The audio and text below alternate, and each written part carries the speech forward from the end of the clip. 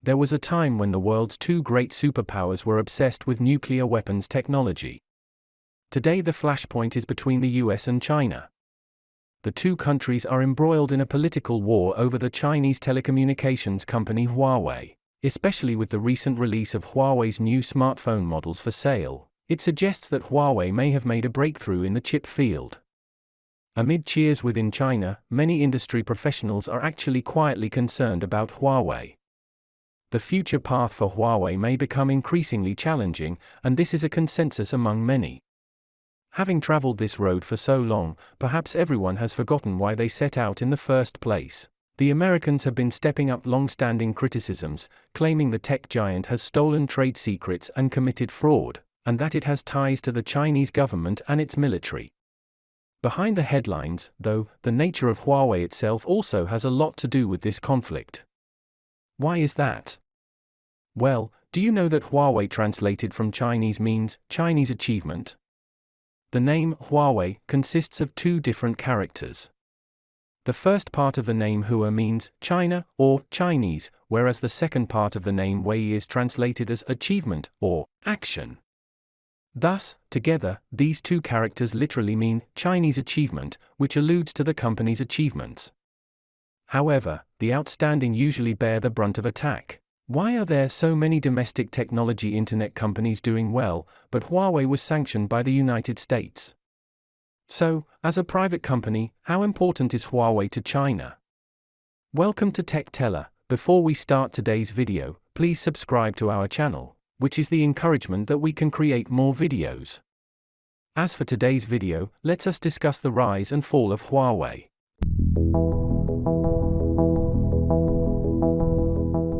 Since the United States blames Huawei for security issues, let's first take a look at what are the security risks in 5G. One of 5G's biggest security issues is simply how widely it will be used.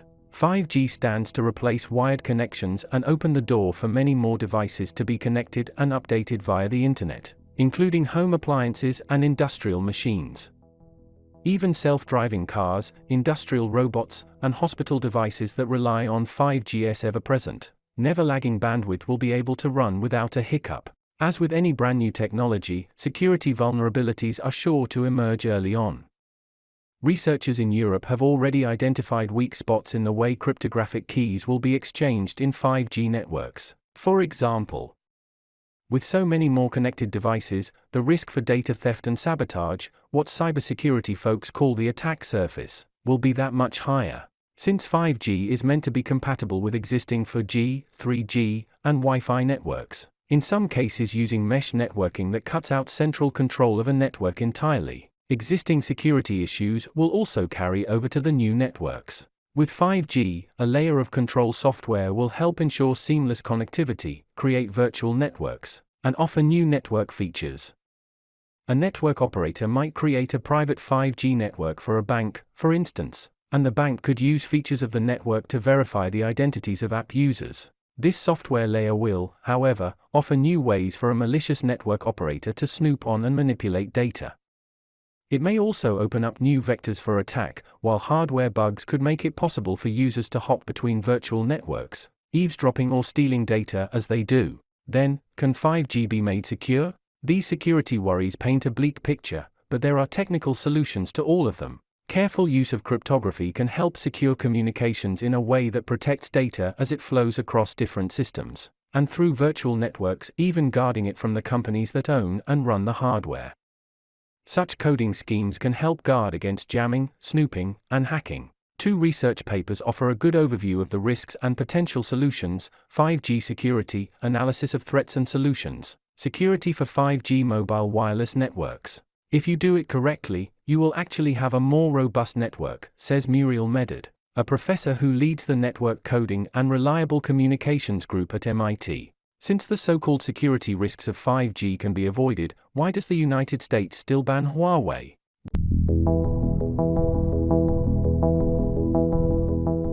Well, Huawei was the first Chinese company to have been included in Interbrand's Top Brands of the World in 2014. This, in its turn, proves the fact that Huawei is an exclusive and world-famous brand. After all, only the largest companies which have managed to achieve great success are registered in these rankings.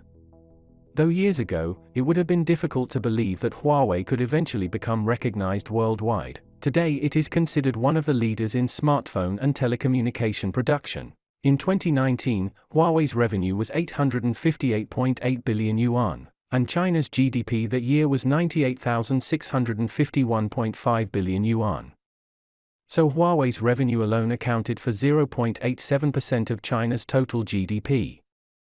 In 2020, Huawei's annual revenue was 891.4 billion yuan, China's GDP was 101.5986 billion yuan, and Huawei's revenue accounted for 0.88% of China's GDP. If Huawei hadn't been sanctioned by US for no reason, Huawei's global revenue could have increased by hundreds of billions of yuan, and perhaps its revenue could account for 1% of domestic GDP.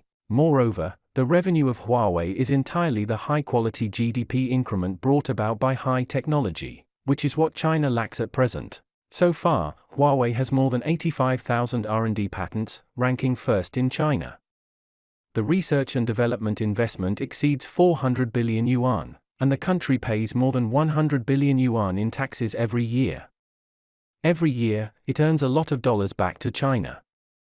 Since 2000, it has reached 1.39 trillion yuan. In terms of taxation, in 2020, Huawei will pay 101 billion yuan in taxes to the country, and it also continues to purchase a large number of domestic assembling parts, such as Bose screens, Yangtze River storage chips, Li-Phase camera modules, BYD's camera frames, etc., all of which are invisibly driving the revenue of domestic enterprises and the development of China's GDP. In addition, Huawei is currently one of the few 100% Chinese domestic companies in China. It has no foreign investment.